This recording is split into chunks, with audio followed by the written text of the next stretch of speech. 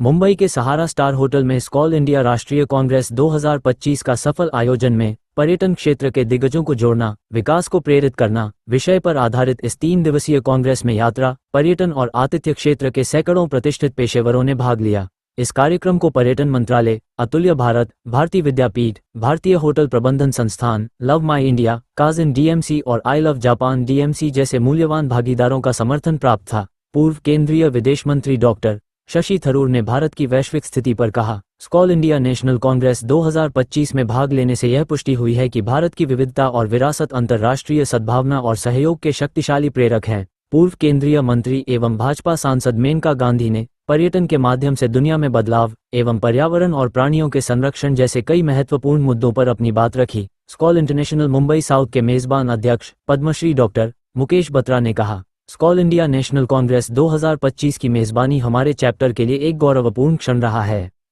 That it would address many of our problems, including unemployment.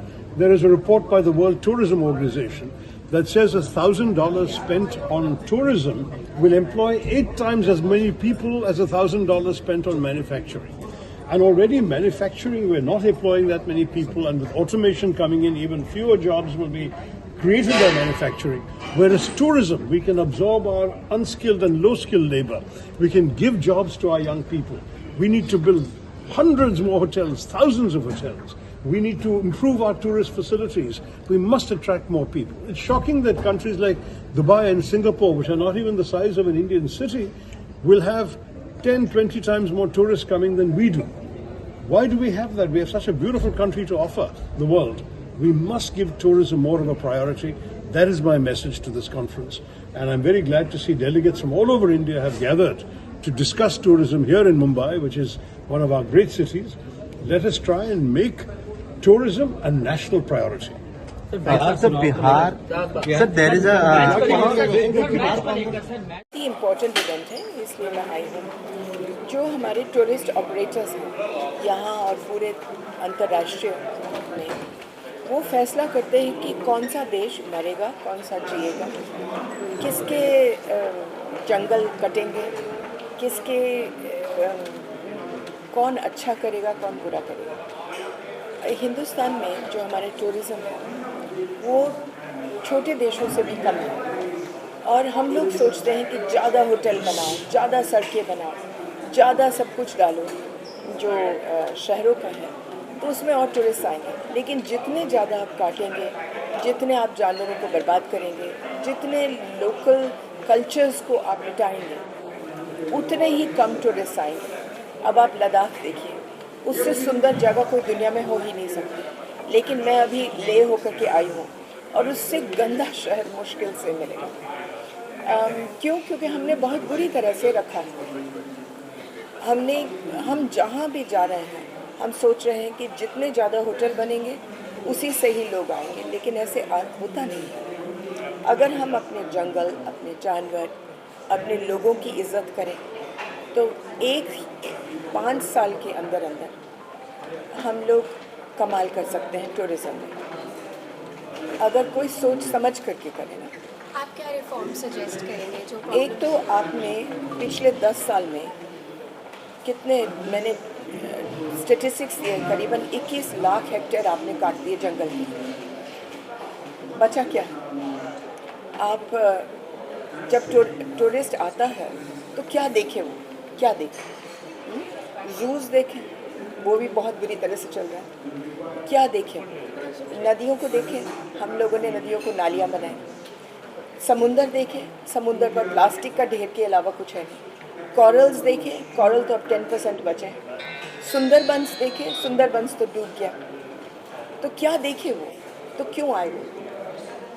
तो इसीलिए मैं suggest करती हूँ कि ऐसे कोई टूरिज़्म पॉलिसी होनी चाहिए जो करोड़ों रुपए डालें, जो चीज़ें हैं हमारे पास उनको अच्छा बनाने में, उनको और बढ़ाने में, और जंगल और जानवर, इस किस्म की चीज़ें करें जो कंपैशन बेस्ड है। अगर ये हो जाएगा तो पूरी दुनिया हमारे यहाँ आएगी। सरकार ने अपने स्पीच के दौरान 4 धाम में जो कंक्रीटीकरण किया जा रहा है उसका भी उल्लेख किया। आपको लग रहा है कि जिस तरीके से डेवलपमेंट के नाम पे 4 धाम यात्रा के आसपास के परिसर में जो कंक्रीटीकरण किया जा रहा है वो सही है, या इसका कोई और विकल्प जो है वो? मैंने तो ये बोला कि मुझे तो लगता है कि भगवान भी भाग गए हैं 4 धामों से, क्योंकि पिछले साल 700 जानवर केवल हेमकुंड से नीचे गिरे। कौन भगवान टिकेगा इससे? पूरा कंक्रीट आपने ऊपर कर दिया। जहाँ मेडोज होते थे, फूल होते थे, जहाँ वहाँ जाकर के ऐसे लगता था कि आप जन्नत पहुँच गए, अब ऐसे लगता है कि दिल टूट गया ऊपर जब आप जाएंगे। घूम फिर करके मिट्टी, क्रूरता देखते देखते देखते आप ऊपर पहुँचे, तो फिर किस लिए पहुँचे? मैम, राजनेता से इतर आपकी एक अलग पहचान जो है वो एक पर्यावरणविद की है। मैं आपसे ये पूछना चाहता हूँ कि मुंबई में भी जो है कबूतरों को लेकर एक बड़ा हमने देखा प्रोटेस्ट हुआ, किस तरीके से जैन समाज जो है वो सड़कों पर आया। उसी वक्त जो है दिल्ली में भी स्ट्रे डॉग्स को लेकर मामला चल रहा था। आप इन सब चीज़ों को लेकर अपना क्या मत रखती हैं? मैं कहती हूँ कि जो हिंदुस्तान का जो फाउंडेशन है वो कंपैशन का है। हम लोग जानवरों को खिलाएं ना खिलाएं, देखें ना देखें, सबके दिल में ये है कि हम जिए वो जिए। अगर आप एक के बाद एक उनको मारना शुरू कर दो, अब कबूतर ने आज तक किसी का बिगाड़ा नहीं, ना कोई आज तक अभी नहीं दुनिया में कोई मरा है कबूतर की वजह से, लेकिन आपने उनको मारना था। 57 आपके कबूतर खाने बम्बई में हैं, आपने 4-5 को तोड़ दिए मुख्य वन। अब मुख्यमंत्री जी ने फैसला किया है कि वो उन्होंने एक कमेटी बनाई है, और वो कमेटी जब अपना राय देगी, जो 1 महीने में देगी, उसके बाद कबूतर खाने ज़रूर बनेंगे, मुझे पूरा यकीन है। अब दिल्ली में भी सुप्रीम कोर्ट ने रोका है ये मारापीटी। अब केरला में उन्होंने फैसला किया है कि सारे जंगली सूअरों को मारेंगे। अगर जंगली सूअर को मारेंगे तो 5 साल के अंदर अंदर केरला में एक भी पेड़ नहीं बचेगा, क्योंकि हर जंगल में एक पत्ता होता है जिसको बोलते हैं ब्रैकन। वो जब फैलता है तो जंगल उगना बंद कर देता है। एक तरफ से कटाई हो रही है, दूसरी तरफ से पेड़ अपने आप नहीं उग रहे हैं। ब्रैकन को केवल जंगली सूअर खाता है। आप जंगली सूअरों को मारोगे, एक तो 190 शेर बाहर आ जाएंगे क्योंकि उनके पास खाना नहीं है, फिर आप उनको भी मारोगे, तो कहाँ तक ये मौत ख़त्म होगी? और फिर केरला में लोग जाएंगे तो किस लिए जाएंगे? मुंबई में आप है, मुंबई में और महाराष्ट्र में गणपति का त्यौहार अभी हाल ही में बीता है, दिवाली का त्यौहार जो है आने वाला है। ऐसे में चीफ जस्टिस की ओर से एक बयान आया है, दिल्ली में जो है पोल्यूशन को लेकर कई विवाद है, पटाखे पर बैन लगाया जाता है हर बार दिवाली के पहले। भूषण गवई जो है चीफ जस्टिस, उन्होंने एक स्टेटमेंट दिया है कि हर बार दिल्ली में एक बैन लगाया जाए, इसे ओवरऑल इंडिया में कर देना चाहिए, क्योंकि हर एक इंसान को जो है खुले आसमान में, खुले वातावरण में हम कहते हैं कि अगर आप कबूतर को मार रहे हो कि वो बीमारी फैलाते हैं, तो कबूतरों से लाख गुना ज़्यादा तो आपके पटाखे मारते हैं। तो आपने इसको एक पॉलिटिकल चीज़ बनाई है कि कि नहीं, हिंदू पटाखे बजाएंगे। ये ऐसे नहीं है।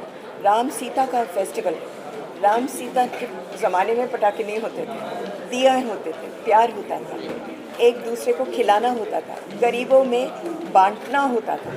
आप इसी से ही काम चला लें। लेकिन जब तक आप एक कारखाने पटाखे को आप नहीं बंद करेंगे, पटाखे बनाने वाले, तो आप बंद कैसे करेंगे यूज़र्स को?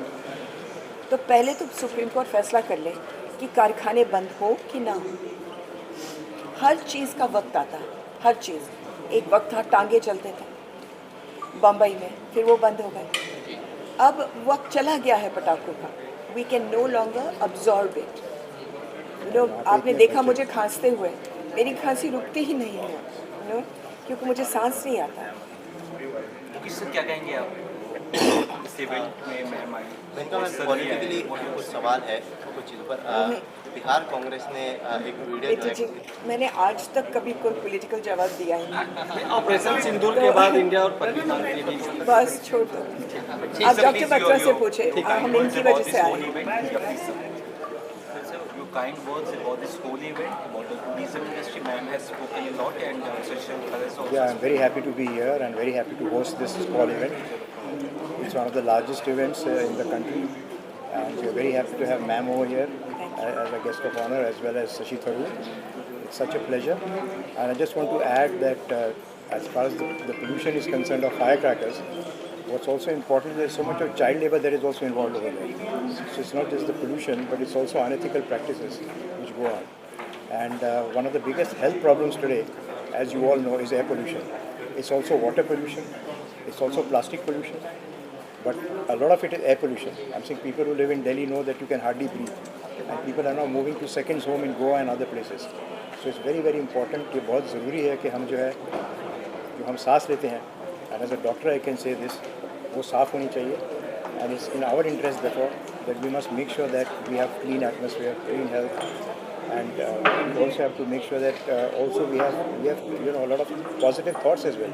आजकल जो है there's so much of conflict that's going on everywhere. There are wars, people can't live with each other. And I just urge people that also it's important that if you really have to have a healthy life and a happy life, you must make sure that you're able to relax and not keep running around in circles all the time. Thank you very much.